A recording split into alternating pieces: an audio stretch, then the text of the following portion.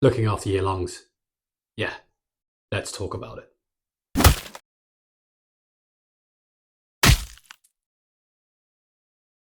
Something lots of us woodworkers, myself included, pay lip service to is the hazardous dust and chemicals inside our workshops.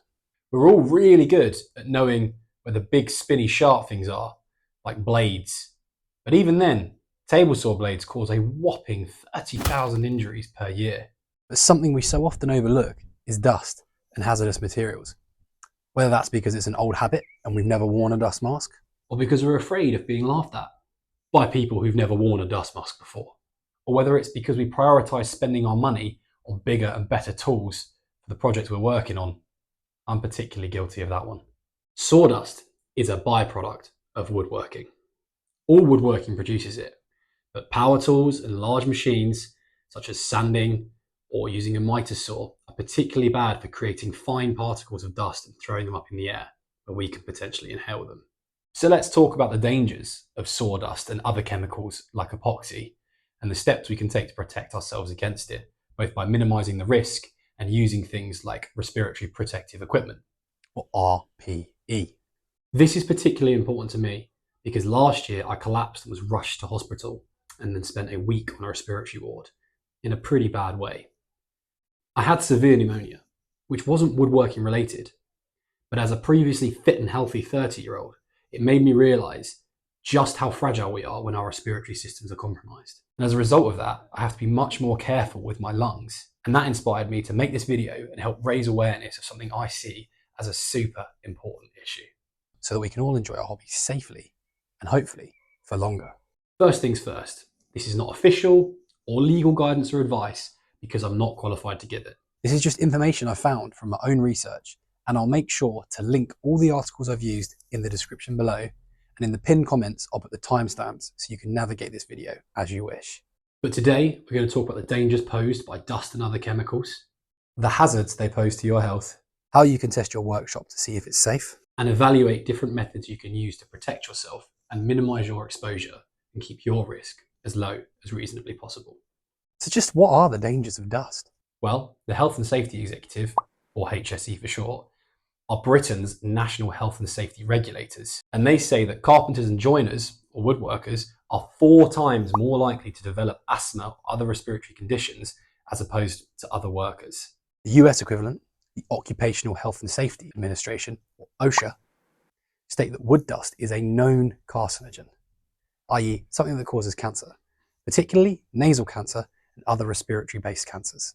Not to forget, of course, that some wood dusts, especially some exotic wood dusts, are generally toxic or irritants and can have different effects such as general irritation, sore throats, coughing, headaches, and even allergic reactions. But it's not just wood dust. When dealing with things like finishes and epoxy, we often use things that contain volatile organic compounds, or VOCs, which can cause ear, nose and throat problems, headaches, sinus issues, irritation, kidney damage, and they're another known carcinogen.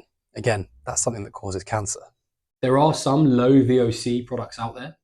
They don't take away the risk completely, and prevention is always better than cure. So how can you test your workshop? Well, there are products out there that allow you to test the air within your workshop and see how safe it is. There are plenty of videos on YouTube of people doing this, and I implore you to go and find some and do your own research. I don't have any of these testers, however I will link some in the description below in case you want to pick one up for yourself. So how can you keep yourself safe? Well, there are lots of different methods you can use to minimize the risk and increase your protection. And same as all things in woodworking, there are cheap options and expensive options. And some of the cheap options may not be as effective or as good as the more expensive versions. The most commonly known is probably dust extraction or dust collection.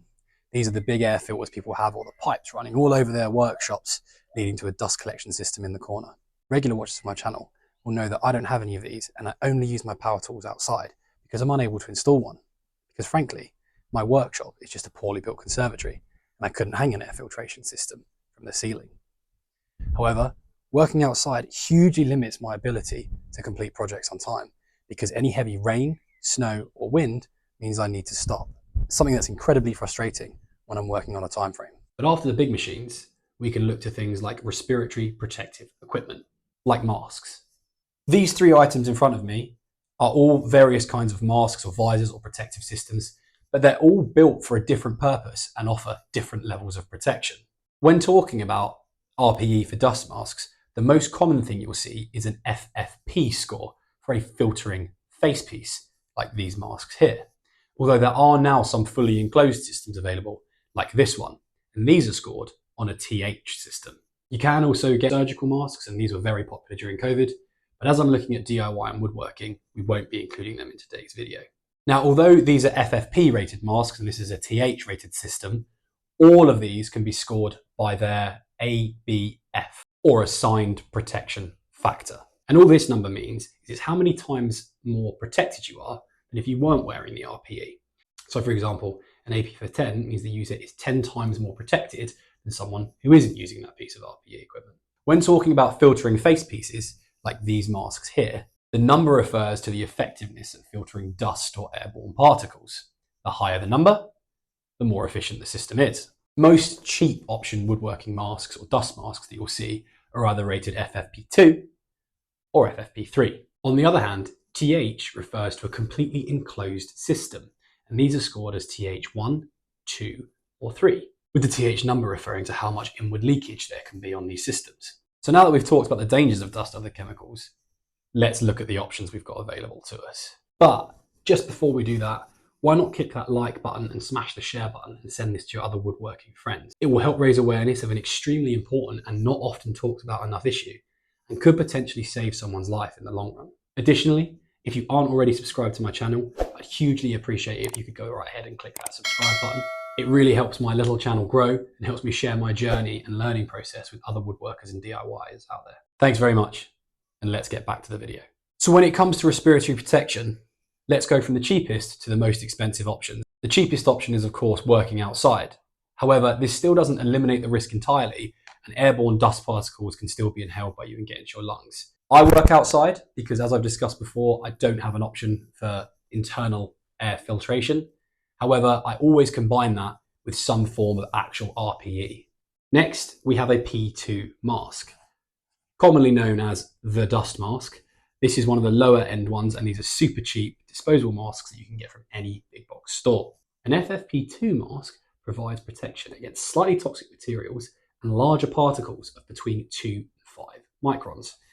What this means is this will filter out about 94% of the bad things in the air in your workshop. It also has an APF rating of 10. And remember, that means that you are 10 times better off wearing this than wearing nothing at all. The downside of these masks is that they can only filter to about 2 microns, and lots of fine wood dust is smaller than that. But additionally, these masks rely on creating a seal around the face. So those people with facial hair, like myself, the mask struggles with skin to mask contact, which means you can comprise this, and this might not work as well as it would for someone who's clean shaven.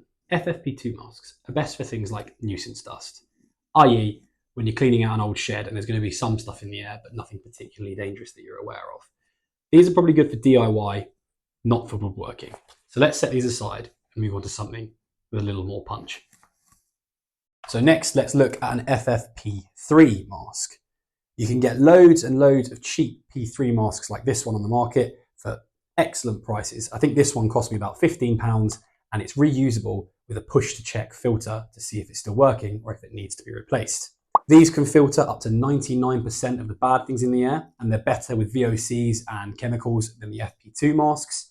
However, much like the FFP2, they rely on a seal being formed around the face. So again, if you have a beard, these aren't suitable because you can risk compromising that seal and then inhaling all the bad stuff. These are pretty good for woodworking as they filter out 99% of particles, like I said, and I believe they go down to 0.3 microns in size of the particle it can filter as well. So really good stuff. These are what I used almost exclusively up until the point when I grew my beard. And then I needed to look for something that packed a bit more of a punch. A TH system is a fully enclosed system, and the TH refers to the amount of leakage you get around the sides of that system. This is the Rutlands powered air purifying respirator. Now this is rated as a TH3, which is the best rating you can currently get, and means that only 0.2% of particles or fumes actually bypass the filter, making it a 99.8% effective respirator. It provides an assigned protection factor of 40, And that is double the protection you get from the FFP equivalent, known as FFP3, like this kind of mask here. Arriving within 24 hours of being posted, the respirator came well packaged up, neatly protected, and everything was laid out quite well inside, and nothing had been thrown about in transit, which is always a good sign. In the box, I got the helmet and visor, the blower unit and belt assembly, an airflow test kit, a flexible breathing tube, a 3 amp hour lithium ion battery and charger, and then a high efficiency particulate air filter known as a HEPA filter by most people, and then a foam and lens pre-filter for that filter, and then just a simple carry bag to put it all in. Moving on to some technical specs, lithium ion battery will charge in about 3 hours and will last for up to 6 hours depending how you're using this device. It will also last for about 500 charges before it needs replacing. The respirator has 2 airflow modes, low and high, coming in at 170 litres delivered to the user per minute for low, or 200 litres a minute delivered to the user for high settings. The entire system weighs in at a comfortable 1.37 kg and is designed to be quite comfortable to wear and move around in. And as I've already mentioned, this is rated TH3 and APF 40, which is actually the highest industry standard you could get right now in the EN 12941-1998 A2 2008 standard. Yes, I had to read that off a screen. First part of setup was to charge the battery. Frustratingly, there's no LED light to tell you the charge status of the battery. And although you can check this later on the control panel, I think the addition of a light onto the battery itself would be useful when charging it to begin with. The visor has a protective film that peels off really easily, and then you can just flip the face shield over and begin to adjust the top band to fit the diameter of your head. Although I'd advise doing this on your head like I am here, because that's much easier than trying to do it on a tabletop. On the side of the face shield, there's also 2 knobs. These allow you to adjust the angle of tilt for visibility. You want to adjust these to a point that the helmet can move freely up and down off your face, but doesn't fall down of its own accord. Once charged, the battery simply clips back onto the blower system, and then you can remove the cap to where you can place your HEPA filter. The HEPA filter fits in nicely on a marked out location, and then on top of that you can place down the foam pre-filter as well. Then replace the lid. This can be a little bit fiddly at first, but once you get used to it, it's quite easy. Then just press down until you feel it audibly click and lock into place. The flexible breathing tube then attaches to the blower by pushing the breathing tube in and twisting clockwise until the 2 pins lock into place. Just check that's nice and secure before you move on.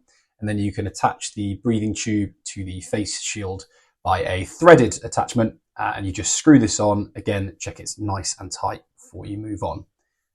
It's as simple as that though, and once all those pieces are attached and on, essentially the powered air purifying respirator is built and ready to go. You can also test the system before you use it, which is what I'm going to do here. I'm just going to attach the airflow measuring device onto the breathing tube, and then I'm going to turn the blower on. I'm going to do this by pressing and holding the on button for 1 second, and I have an audible beep and a vibration, and you should then hear it start powering up. Once it powers up, I'm then going to look for the little ball inside the airflow measuring device to rise above the minimum mark, which is the black line you can see that I'm pointing at now. You can also test the airflow alarm by turning the machine on again and then covering the flexible breathing tube with your hand, effectively creating a blockage. And then you should see or feel the blower vibrate, hear an audible beep to warn you, and then see the danger light start flashing as well. Once fully assembled, putting the system on is super easy.